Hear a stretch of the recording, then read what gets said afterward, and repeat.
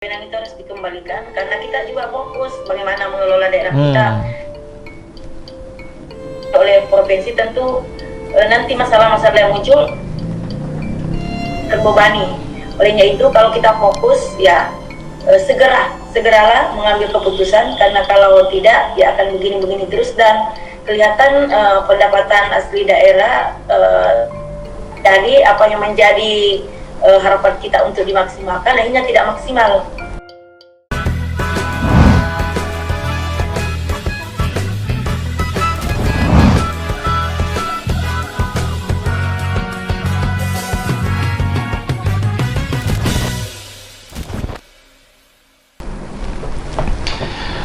Assalamualaikum warahmatullahi wabarakatuh. Salam sejahtera buat kita sekalian. Om Swastiastu, Namo Buddhaya, salam kebajikan. Jumpa kembali di podcast Aspeksindo bersama Membangun Maritim Indonesia. Sahabat Aspeksindo yang tentu kita sama-sama berdoa, kita selalu diberi kesehatan, semoga kita bisa melalui pandemi ini dengan bersenang ria. Tentunya kita hadapi ini harus penuh dengan spirit yang positif, sehingga betul-betul pandemi yang sangat luar biasa ini ya sangat menekan apalagi bangsa kita ini. Sampai hari ini jumlah COVID-19 semakin hari semakin bertambah, tetapi kita harus optimis bahwa semua itu akan kita lalui. Sahabat Aspeksindo, tentu kondisi PPKM tidak mengurangi semangat dan spirit kita untuk membangun maritim Indonesia. Nah, sahabat Aspeksindo, pada podcast kali ini saya akan menyapa salah satu kabupaten di Sulawesi Selatan. Dia paling selatan di Sulawesi Selatan. Nah, kabupaten apa itu? Kabupaten Sinjai. Nah, kita sapa Ibu Haja Andi Kartini Otong, MSP. Apa kabar Bu Wakil Bupati? Assalamualaikum. Kabar baik. Gimana kondisi Sinjai, Ibu Wabu? Alhamdulillah lagi cerah pada siang menjelang sore hari ini. Oke, senang sekali rasanya kita bisa menyapa ya. Ya, tentu kan Sinjai ini sangat terkenal sebagai daerah penghasil ikan terbesar di Sulawesi Selatan. Tentu potensi ini harus terus dikembangkan. Jangan sampai kendor, Ibu Wabu. Ini karena Sinjai ini kan cukup strategis ya. Selain memiliki garis pantai, Sinjai juga terkenal dengan potensi sumber daya alam lautnya. Di sana ada rumput laut, kemudian ikannya juga terkenal memiliki varietas yang sangat bervariasi. Nah, tentu ini akan menjadi sebuah potensi daerah yang perlu didorong ke depan. Sinjai juga memiliki 9 pulau kalau tidak salah ya, Ibu Wabu. 9 pulau, ada beberapa yang berpenghuni, ada juga mungkin yang belum berpenghuni. Nah, tentu potensi ini harus terus dikembangkan. Nah, podcast kali ini Ibu Wakil Bupati, mungkin teman-teman Aspeksindo seluruh Indonesia pengen mendengar seperti apa visi besar ya Kabupaten Sinjai, membangun Sinjai sebagai pusat atau lumbung perikanan lah di Sulawesi Selatan khususnya. Silakan Bu Wabu. Terima kasih. Assalamualaikum warahmatullahi wabarakatuh. Yang kami hormati semua peserta podcast, yang terkhusus Adinda Fajar Yastik ya, luar biasa telah mengundang kami. Tentu alhamdulillah, tentu saya menjadikan puji syukur kehadirat Allah Subhanahu wa taala karena potensi Sinjai di bidang kemaritiman, kelautan luar biasa. Dan alhamdulillah Kabupaten Sinjai untuk sektor pertanian masih mendominasikan pendapatan asli daerah. Cuman alhamdulillah karena urutan yang kedua adalah kita menggeser ke perikanan. Bagaimana perikanan punya potensi yang luar biasa di Kabupaten Sinjai, yang insya Allah akan dikembangkan menjadi sumber pendapatan khusus untuk Kecamatan Sinjai Utara, Kecamatan Sinjai Timur, dan Pulau Sembilan yang dekat-dekat pulau. Dan alhamdulillah salah satu potensi yang besar adalah Pulau Sembilan. Pulau Sembilan sangat terkenal dengan potensi alamnya, 9 pulau di sana, dan alhamdulillah ada salah satu sektor pariwisata yang dikembangkan di sana, yaitu Pulau Lariaria. Alhamdulillah Pulau Lariaria ini tidak berpenghuni dan sudah dikelola oleh Kabupaten Sinjai menjadi salah satu sektor andalan pariwisata kita. Dan alhamdulillah juga kemarin kita kedatangan tamu dari Universitas Hasanuddin mengadakan penelitian terhadap terumbu-terumbu karang yang ada di sana.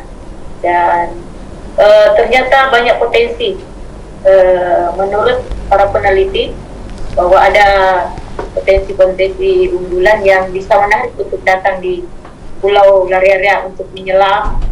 Kalau alhamdulillah di Sinjai Utara sekarang untuk potensi pariwisata di bidang laut ada potensi wisata tongke-tongke. Oh iya iya. Ada hutan mangrove yang begitu, ada potensi pariwisata di sana itu menunjang dari sektor pendapatan asli daerah. Sementara proses pengembangan terus, alhamdulillah pernah dapat bantuan dari pariwisata pusat, dan alhamdulillah ini menjadi primadona kita, dan sudah dilirik juga oleh mancanegara sepanjang datang, dan termasuk juga dibina dari Provinsi Sulawesi Selatan, dan ada juga CSR yang masuk dari BNI, dan ini akan masuk pengembangan kuliner, insya Allah akan kita upayakan ke depan. Masih ada pengembangan termasuk yang di dalam, karena agak panjang yang masuk ya, kita rencana ada beberapa pengembangan ke depan, termasuk musala dan toilet serta kuliner-kuliner yang ada di sekitar sana, agar potensi-potensi ini bisa dikembangkan, dan para pariwisata yang ke sana insya Allah akan lebih betah dengan banyaknya sarana-prasarana yang kita lengkapi. Dan masih banyak potensi pariwisata di sekitarnya yang saya ada di Kecamatan Sinjai Timur, yaitu ada yang dikembangkan oleh desa juga. Karena ini kalau tongke-tongke kabupaten yang kembangkan, terus yang di sebelahnya ada alhamdulillah sudah dipungut juga distribusi oleh desa. Dan sekarang potensi-potensi itu malah hampir semua desa dan kelurahan banyak yang mengembangkan dari sektor pariwisatanya. Terkhusus Pulau Sembilan, ya, selain Pulau Lariaria di sana, kita kembangkan juga potensi rumah-rumah penduduk untuk dijadikan sebagai tempat-tempat pariwisata yang ingin menginap, ya. Terus sementara kita kembangkan memberikan pembelajaran dan pengetahuan kepada masyarakat untuk dijadikan rumah-rumah mereka sebagai tempat penginapan sementara oleh setiap yang datang di sana. Dan alhamdulillah ada beberapa juga penelitian dari luar Sulawesi datang di sana ke Pulau Sembilan dan menginap di sana 2 malam, dan masih banyak pulau-pulau yang lain yang insya Allah akan dikolaborasikan dengan Pulau Lariaria ini, karena di Pulau Lariaria adalah pulau yang tidak berpenghuni, sehingga memungkinkan kita tempat di pulau yang di sebelahnya untuk tempat menginap.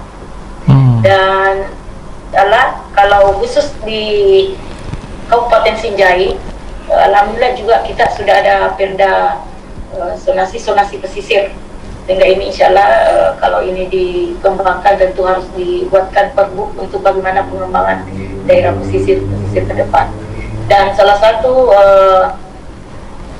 TPI yang terbesar di Sulawesi Selatan adalah TPI Kabupaten Sinjai, di mana potensi perikanannya luar biasa, karena di sana juga ada kuliner makan khusus dibuka kalau mulai sore sampai pagi, ya, tempat-tempat makan ikan baik dari daerah tetangga, dari Bulukumba, dari Bone dan lain-lain yang sudah mengetahui mau makan ikan segar, ya datanglah di TPI Kabupaten Sinjai, agar ini bisa menjadi kuliner-kuliner yang bersih dan memungkinkan untuk orang-orang masuk dari berbagai daerah. Dan khusus TPI ini karena aturannya harus diambil alih oleh Provinsi Sulawesi Selatan, inilah yang membuat juga ke depan menjadi pemikiran kita bagaimana potensi-potensi perikanan ini agar bisa dikerjasamakan dengan baik, ya. Jadi masih butuh proses pengembangan karena sifatnya masih banyak hal infrastruktur yang mau diperbaiki di sana. Mungkin itu saja. Ya, Ibu Wabub, saya tertarik tadi itu ada sedikit sempat saya garis bawahi. Ini karena wewenang provinsi gitu ya, masalah laut itu ya. Ya. Itu kira-kira menurut Ibu Wakil Bupati di Sinjai juga apa ada kendala-kendala terkait dengan wewenang ini? Misalnya selama ini kan itu katanya wewenang provinsi, sehingga ya tentu kan daerah merasa ya tanda petik bingung lah. Ini masyarakatnya kita yang punya, tapi lahannya provinsi yang punya. Nah itu bagaimana polanya dengan apa skema-skema itu? Ya. Butuh proses terus untuk dibicarakan, dikomunikasikan, karena kita pikir kita mau fokus di sana ya tentu harus jelas, sehingga ini masih butuh proses dibicarakan di pihak provinsi. Sampai sekarang ini kita masih butuh proses terus sampai belum ada keputusan dari provinsi. Ibu Wabub, bagaimana kalau pengelolaan itu dikelola sendiri oleh kabupaten? Misalnya kita bikin kesepakatan 0 sampai 4 mil itu dikelola oleh pemerintah daerah di tingkat apa kabupaten kota. Menurut Ibu Wabub gimana tuh? Ya, kalau itu yang menjadi kewenangan dan diberikan hak kepada Sinjai, tentu ini potensi yang luar biasa untuk Sinjai dan bisa menambah tingkat pendapatan asli daerah. Tentu ini sangat senang sekali kalau ini kita diberikan, karena insya Allah kita akan kelola sendiri, otomatis dengan diberikannya kepada Kabupaten Sinjai, tentu banyak hal yang harus kita fokus bagaimana pengembangan ke depan. Nah, sebenarnya ini pancingan aja Bu Wabub, karena gini, aspek Sindo ini kan lagi mendorong tuh RUU daerah kepulauan. Nah, di dalam RUU itu kan sebenarnya mengembalikan wewenang pemerintah kabupaten kota yang selama ini diambil alih oleh provinsi. Jadi misalnya nih, saya kira Sinjai ini bukan daerah yang pertama yang mengeluhkan ini, tapi sudah menjadi daerah yang kesekian puluh daerah yang saya ajak komunikasi terkait dengan wewenang pengelolaan laut itu. Memang mereka menyorakan ini harus menjadi urusan kabupaten kota, karena masyarakatnya kita yang ngurus. Masa lautnya provinsi yang ngurus? Nah kan bingung nantinya. Tadi Ibu Wabub sendiri sudah mulai mengeluhkan harus membangun komunikasi dengan provinsi. Nah kalau membangun komunikasi aja kita harus bertahun-tahun, ya kan kasihan daerah. Ya enggak? Betul. Iya, kasihan karena kita mau budidaya misalnya rumput laut di Pulau Sembilan yang eksotis itu sangat terkenal ya kan, potensi karangnya yang sangat tinggi. Ya gimana kalau itu menjadi wilayahnya provinsi gitu, padahal jelas-jelas itu daerah kita gitu. Masyarakat kita. Iya. Nah berarti itu wewenang itu memang harus dikembalikan ya Bu Wabub ya? Ya, kalau saya sih wewenang itu harus dikembalikan, karena kita juga fokus bagaimana mengelola daerah kita. Oleh provinsi tentu nanti masalah-masalah yang muncul terbebani. Olehnya itu kalau kita fokus ya segeralah mengambil keputusan, karena kalau tidak ya akan begini-begini terus dan kelihatan pendapatan asli daerah dari apa yang menjadi harapan kita untuk dimaksimalkan akhirnya tidak maksimal ya. Sehingga ke depan saya berharap mudah-mudahan ini bisa disuarakan oleh Stekindo, sehingga ini semua bisa dikembalikan daerah. Dan insya Allah kalau dikembalikan oleh daerah, tentu otomatis insya Allah apa yang menjadi harapan kita, potensi pendapatan asli daerah akan semakin maksimal, dan tentu akan larinya ke kesejahteraan masyarakat itu sendiri. Amin, amin, amin. Siap Bu Wabub. Jadi tentu akan kita perjuangkan ini sebagai bagian dari ya tugas teman-teman Aspeksindo. Juga memang dari awal kita membangun komunikasi dengan pusat supaya pusat kalau bisa buka mata lah. Ini persoalan pengelolaan laut ini tidak bisa kalau diserahkan ke provinsi. Ya, ini Sinjai yang jelas-jelas daratannya sebagian besar masih menyatu loh dengan daratan provinsi. Bagaimana dengan yang memang sudah betul-betul provinsi kepulauan, yang dimana ibu kota kota pemerintahan pemerintah provinsinya itu terpisah dengan kabupaten-kabupaten maupun ya kecamatan-kecamatan di pulau-pulau. Nah, ini tentu kendalanya lebih besar lagi. Nah, Ibu Wabub, saya tertarik ini, coba kita ke Pulau 9 misalnya. Kira-kira memang kalau wewenang itu diserahkan ke kabupaten kota, bisa nggak dirubah Pulau 9 itu menjadi sebuah potensi daerah yang bisa diunggulkan di Sulawesi Selatan? Oh, bisa sekali, Dinda. Kita tahu bahwa selain sektor lautnya, perikanannya, rumput laut, ya sangat potensial juga rumput laut di sana. Ya, saya pikir sektor pariwisata. Jadi sekarang kita baru satu kita munculkan itu Pulau Lare-Area, itu sudah sangat menarik. Apalagi kalau semua pulau kita fokus ya. Jadi khusus Pulau 9 selain sektor perikanan, rumput laut, dan tentu sektor pariwisatanya. Kalau ini yang kita gagas ke depan, dan Pulau 9 cantik secara keseluruhan, pasti banyak akan datang berkunjung ke Pulau 9. Betul. Di Pulau 9 itu pasirnya putih ya, Bu Wabub? Ya, Pulau Lare-Area itu putih. Oke. Putih, baru airnya luar biasa, dipakai. Kadang juga orang berenang di sana, nginap, malah sudah snorkeling. Oh, berarti sudah ada fasilitas penginapan ya? Ya, ada tempat-tempat yang sudah dibangun. Oke. Kalau akses Bupati Bulukumba sudah sering ke sana, dia nginap. Malah bupati tetangga yang ke sana ya? Ya, yang sering ke sana, bawa perahunya menginap di sana sampai mancing. Oke. Nah, itu kalau akses ke Pulau 9 itu lewat mana, Bu Wabub? Itu ujung Lapak. Ada perahu di sana, sekitar 30 menit kita sudah sampai. Oh, hanya 30 menit ya, udah bisa menjangkau Pulau 9 ya? Pulau Lare-Area ya. Oke. Nah, di sana fasilitasnya gimana, Bu Wabub? Fasilitasnya apa lengkap? Ada air bersih, misalnya air tawarnya, kemudian listriknya bagaimana? Kemudian jaringan telekomunikasi? Ya, sudah ada listrik, sudah ada tempat penginapan, sudah ada toilet, dan masih banyak fasilitas-fasilitas yang ini. Ada tempat jalan, ada tempat selfie-selfie. Ininya air tawarnya ada, Bu Wabub? Air tawarnya masih ini, Pak, masih insya Allah masih proses untuk ke sana. Biasanya hanya dibawa per galon gitu ya? Ya. Oh, berarti air tawarnya masih tergantung dari darat, dari Kabupaten Sinjai. Kota. Berarti masih dari Sinjai Utara. Ya. Suplai air tawarnya. Belum memikirkan sistem pengolahan air laut menjadi air tawar, Bu Wabub? Mungkin Justru pernah dulu. Pernah ya? Mungkin ada investor gitu?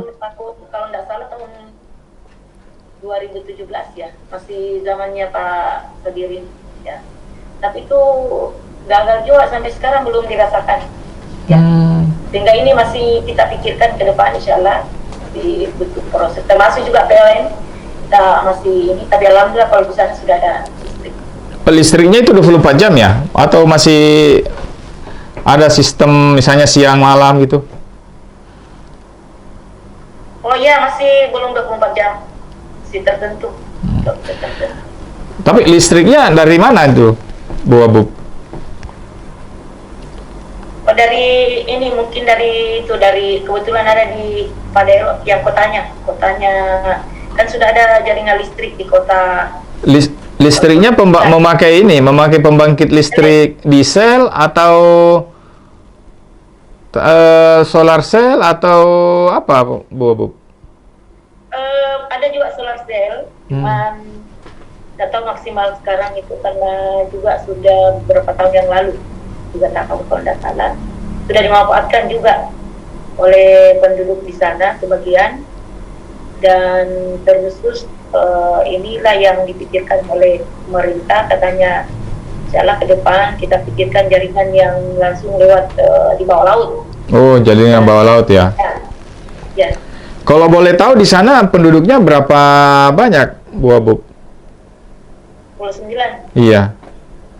Kalau di Pulau Lariarea tidak berpenghuni. Secara keseluruhan dari 9 pulau itu? Ya, 7.000-an. Ada 7.000-an ya? Oke. Ini kenapa saya tanyakan ini, Bu Abu, karena ini kan tadi katanya akan dibangun jaringan listrik bawah laut ya kan, otomatis kan akan ada hitungannya itu. Misalnya kalau penduduknya sekian, ya mungkin pemerintah pusat berani gitu mewujudkan itu. Tapi kalau tidak ekivalen misalnya dengan jumlah penduduk, tentu kan pemerintah pusat punya hitungan-hitungan tersendiri. Mungkin ada pilihan-pilihan lain untuk menghadirkan listrik yang bisa diakses oleh pemerintah, bisa diakses oleh masyarakat di Pulau Sembilan yang jumlahnya tidak sedikit rupanya.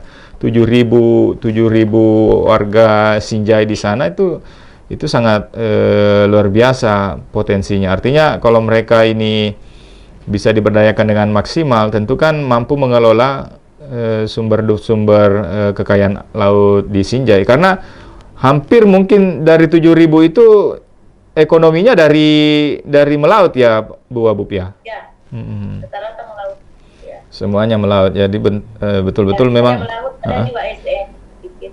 Ada SDN, ada melaut, ada dominan lah melaut. Kalau boleh tahu, Bu Abu, itu ada nggak data misalnya berapa jumlah pengunjung ke Pulau Sembilan setiap tahun misalnya? Apa ada 1000-an atau berapa?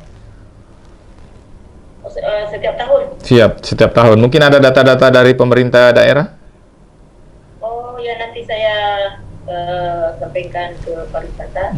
Yang jelas ini untuk Pulau Lariarea hampir waktu-waktu libur katanya padat di sana. Ya, setiap minggu dan hari-hari libur ya banyak pengunjung ke daerah dari area. Apakah adanya pandemi seperti ini mempengaruhi jumlah kunjungan di sana, Bu Abu? Atau ya, Sinjai? Oh, berpengaruh juga ya? Berpengaruh sekali dan adanya pandemi COVID ini. Ya, kalau dulu-dulunya termasuk daerah Toke-Toke itu, ya hampir kita biasa tidak bisa jalan. Kalau masuk sekarang sudah agak berkurang dengan adanya pandemi COVID ini. Dan ada pembatasan juga, sehingga inilah yang menyebabkan orang kurang berkunjung. Siap. Semoga ini, Bu Abu, Sinjai bisa mengembangkan sektor maritim ini dengan maksimal, baik dari sisi pariwisatanya maupun dari sisi pengelolaan pengelolaan sumber daya alam lautnya. Karena Sinjai ini kan memang dari dulu sangat terkenal dengan potensi lautnya. Itu kalau mau menikmati ikan-ikan segar langsung dari laut, ya datanglah ke Sinjai. Seperti itu dulu kampanye warga Sinjai ya. Sehingga kabupaten maupun kota-kota tetangga itu biasanya menghabiskan waktu weekendnya di Kabupaten Sinjai. Karena katanya ikannya itu baru 1 kali mati gitu. Ya. Dan orang-orang yang berkunjung ke Sinjai memang kaget kalau dia ke pelelangan, lihat murahnya. Kalau dia ke pasar, dia murah sekali Bu, ikannya di sini baru segar-segar lagi. Oke. Alhamdulillah Bu, itu potensinya Sinjai. Dan alhamdulillah Sinjai sekarang sudah ada pengembangan juga abon. Oh iya benar. Ada abon ikan yang sudah bisa dijual, ada amplang. Oh, ada amplangnya juga. Ya, amblangnya itu dari ikan. Oh, iya. Ya, dan enak rasanya. Beda dengan amplang-amplang yang ada misalnya di Kalimantan. Memang rasa gurih, lebih gurih lagi. Ya. Berarti ini ya. Kalau ke Sinjai nanti dibawakan. Siap Bu Abub. Insya Allah kita akan coba juga tempatnya Sinjai. Siap. Berarti memang sudah ada industri juga di sana ya Bu Abub ya? Industri yang terkait dengan pengelolaan ikan maupun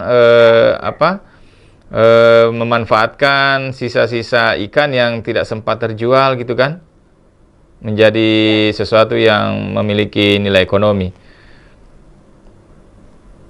Ya, alhamdulillah kalau di sini sudah ada beberapa bakso ikan, itu sudah ada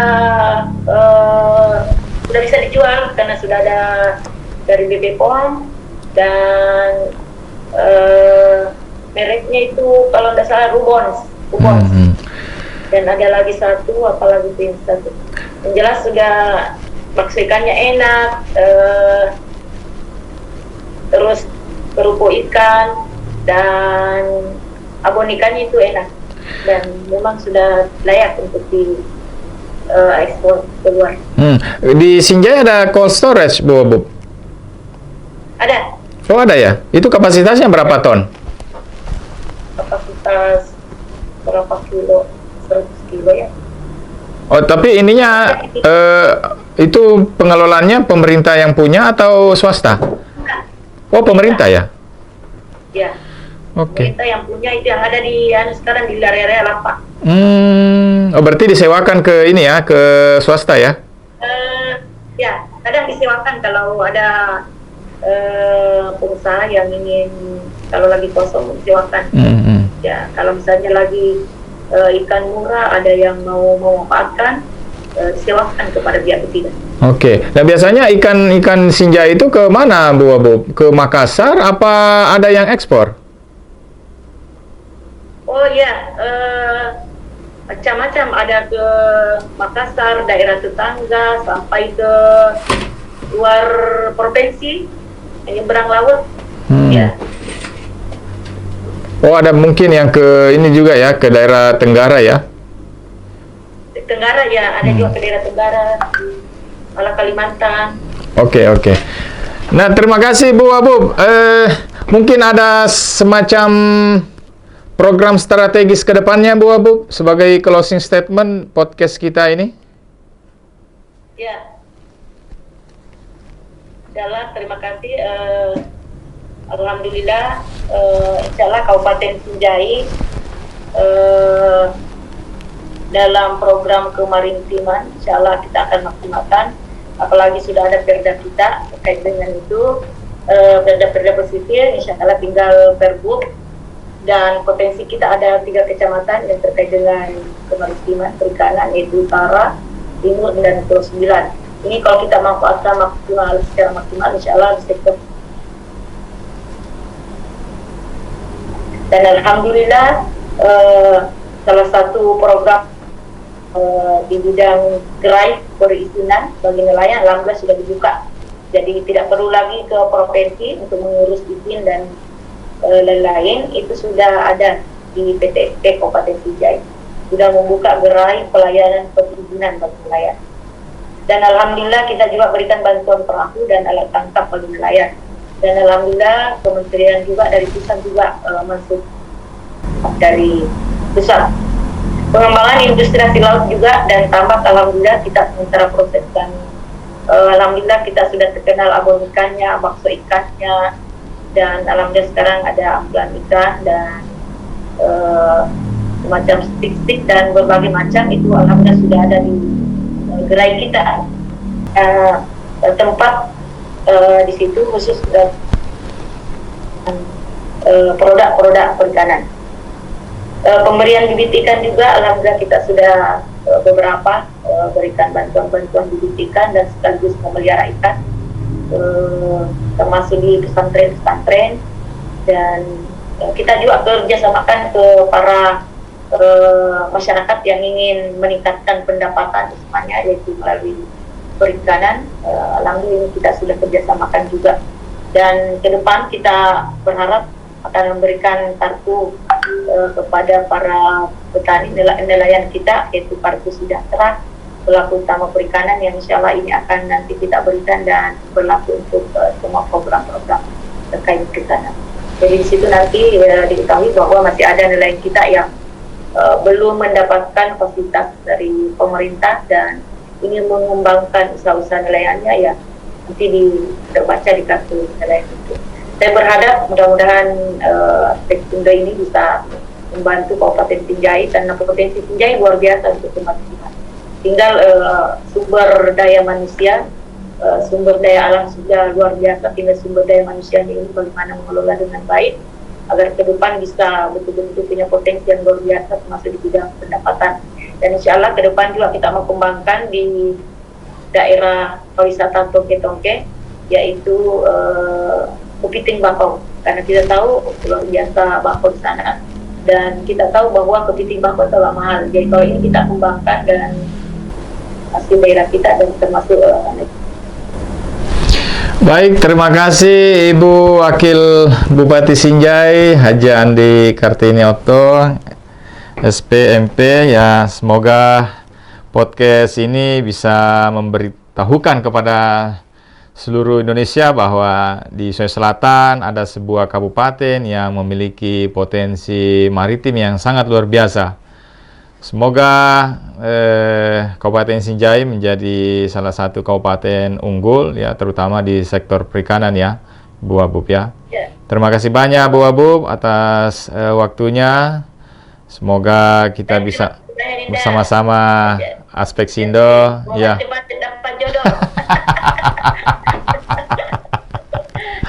Siap. Sahabat Aspek Sindo, kita tentu mendengarkan dari Wakil Bupati Sinjai bagaimana Sinjai itu ternyata memiliki potensi sumber daya alam laut yang sangat luar biasa, dengan pesisirnya begitu panjang, malah pesisirnya ini berada pada tiga kecamatan di Sinjai.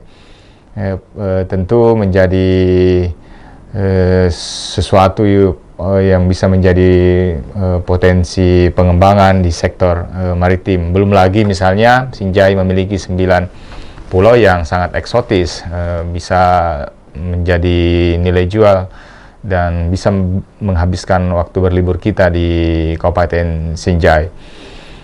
Sahabat Aspek Sindo, tentu kita harus bersama-sama memperjuangkan kepentingan daerah ini, terutama tadi juga disuarakan bahwa memang ada kendala di persoalan sistem ataupun skema pengelolaan laut kita, yang selama ini memang kendalanya adalah karena diserahkan ke provinsi, padahal jelas-jelas secara administrasi, ya, wilayah itu berada di kabupaten kota. Nah, ini tentu akan memperpanjang birokrasi. Kita sudah mendengarkan tadi di Sinjai pun harus menampung, ya, perizinan-perizinan dari nelayan yang akan mengelola laut. Padahal sebenarnya cukup diselesaikan di kabupaten kota. Nah, ini menjadi catatan kita semuanya. Semoga kebijakan ini bisa menjadi kebijakan yang lebih berkeadilan, lebih menyentuh ke masyarakat, khususnya di masyarakat kepulauan dan pesisir. Sahabat Aspek Sindo, demikian podcast kita bersama Wakil Bupati Sinjai. Semoga Sinjai menjadi daerah penghasil ikan terbesar di Sulawesi Selatan dan menjadi lumbung ikan nasional. Kita jumpa kembali di podcast selanjutnya. Aspek Sindo, satu laut, sejuta manfaat.